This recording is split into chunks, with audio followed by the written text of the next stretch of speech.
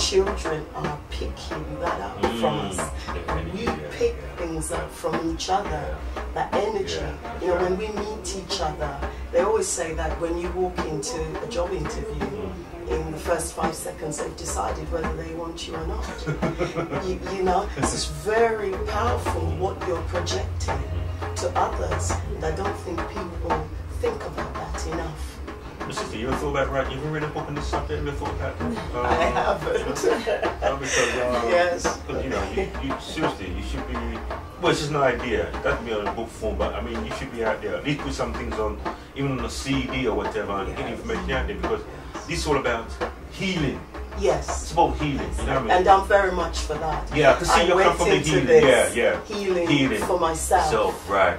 But I'm not satisfied with healing for myself and making myself whole, because I see so many children who are out there, generation after generation, we're repeating the same nonsense, we're repeating the same plantation mentality, and it's aggravating more and more. In fact, what I want to do here, because Mina was talking, and one of the things we explored is your thing about slavery. Yes. Right?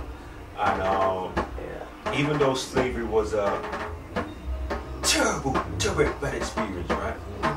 Genocide. Genocide, you know what I mean? We can't even find words, yes, you know? Yes. Right? Yes. But the question would be, do you think that we still use that, right? I use words as an excuse. Yes. And therefore we're not able to move forward. Yes. Then we can say what? It happened. Yes. Accept it and move forward. Accept it, never forget it. Come on, baby. But do not let it define you. Come on, baby. We're not on the plantation. Come on, baby. Okay? We are off the plantation. We're in the diaspora all around, and we're here for a reason. Yeah. But as long as we keep our mindset in the plantation with the field niggers and the house niggers and things like this, we are not going to move on. We might as well stop now. You know, this plan needs to be torn up, and we need to do another one. And it starts with our children. That's right. We cannot be forwarding certain things, you know, and thinking, yeah, that's okay. No one won't notice if I don't say anything. I go out there, we say, hello, my brother, hello, my sister. But deep within us, where is our loyalty and unity to each other? Yeah.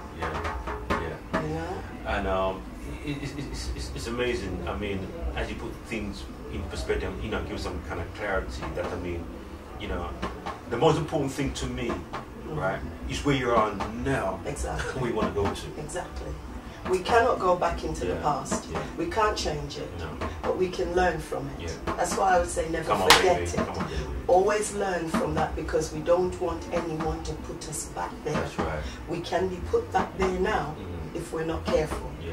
And in fact, we're holding each other there because it makes us feel comfortable. We don't want each other to, if we don't all move on as a mass, we don't want one or two to move on. We pull them back. Right. And so what we need to say is, we always have to have leaders. Right. You know, right. And the leader has a responsibility. Come on, baby. Leader has a duty. It's not about pushing people around and I'm the big man here, I'm the king in the village. It's about you have a responsibility. Come on. And you have to deal with it. Yeah. You have to live it, and if necessary, you have to die it. That is music to the ears. That's the thing that I see. Music to the ears, baby. Yeah. Music to the ears. I mean, I just want to spin your thing about abuse. Yes. Right?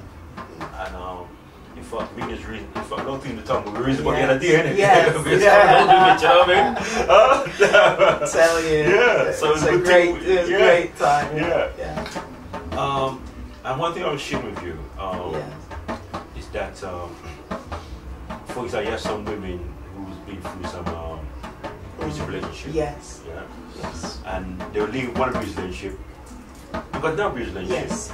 There's a pattern there, right? Yes. Right? Yes.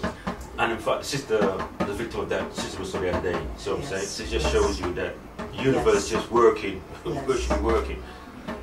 But the thing is that when you break it down and look at it, right, it's not about the other person, it's not about you who are attracting these people into your life. Yes. So those people teach something about yourself. Yes. They're like angels, so to speak. Yes. Sister. Yes. Sister, what do you think you just can my observation on yes. that, Dougie, is from my point of view, I always use the analogy, if you go in the jungle and you see lions and lionesses, they don't try to cut down the strongest prey. They identify the weak ones, right. Otherwise they won't get any meals. That's right. You know? So for us, when we come along with these damages, and there is someone, we've got these emotional damage inside of us from abuse, coming from childhood sometimes. We've observed our parents being abusive to each other. We've observed abuse in the community, right. You know? And when we grow up now, we just recycle. That's right. It's where we're comfortable, it's what we know. And sometimes men, they grew up in that situation as well. That's right. On the surface of their mind, they think, I don't want this ever. The woman, I don't want this ever. But I don't know what it is. I just use the analogy of the hunter and the hunted, and the prey. And if we don't change that in our minds, we will move from one abusive relationship to another, because that's where we're comfortable, whether we like to admit it or not. That's where we're comfortable. And you have to break the pattern in yourself. You can't just look and say, oh, all men are this and they're dogs and they're blah, blah, blah, blah, blah. Because there's many women out there, and I have to say I'm one of them. A man has never hit me. I've had enough beatings.